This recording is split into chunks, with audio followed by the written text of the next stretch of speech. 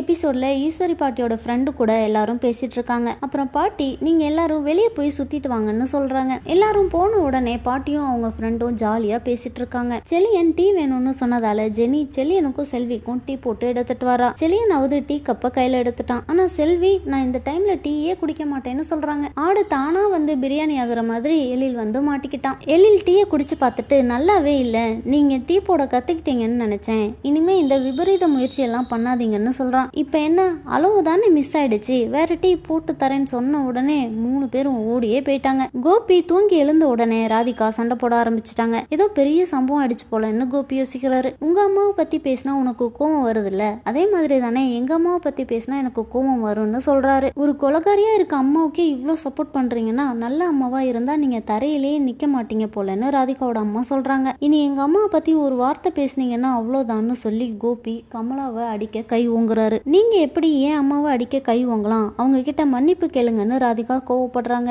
ஏன் அம்மாவை பத்தி எவ்வளவு தப்பா பேசினாங்க, மன்னிப்பு எல்லாம் கேட்க முடியாதுன்னு சொல்லிட்டு கோபி கிளம்பிட்டாரு. கோபி அவர் கிச்சன்ல சாப்பாடு டெலிவரி பண்ண லேட் ஆயிடுச்சுன்னு சொல்லி செஃப் கிட்ட கத்துக்கிட்டு இருக்காரு. எல்லாரும் ஒழுங்கா வேலை பார்க்க முடிஞ்சா பாருங்க, இல்லைன்னா கிளம்பி போங்கன்னு சொல்றாரு. வேலை செய்யறவங்க கிட்ட கொஞ்சம் பார்த்து பேசு, நாளைக்கே வரலன்னு சொல்லிட்டா உனக்கு தான் கஷ்டம்னு செந்தில் சொல்றாரு. அப்புறம் பார்ல நடந்த பிரச்சனையும் எழில் செலியன் தான் அவரை வீட்டுல விட்டாங்கன்றதையும் சொல்றாரு. சின்னவனுக்கு ஏற்கனவே என்ன பிடிக்காது, இதுல இதெல்லாம் வேற பார்த்துட்டானா அவ்வளோதான்னு கோபி சொல்றாரு.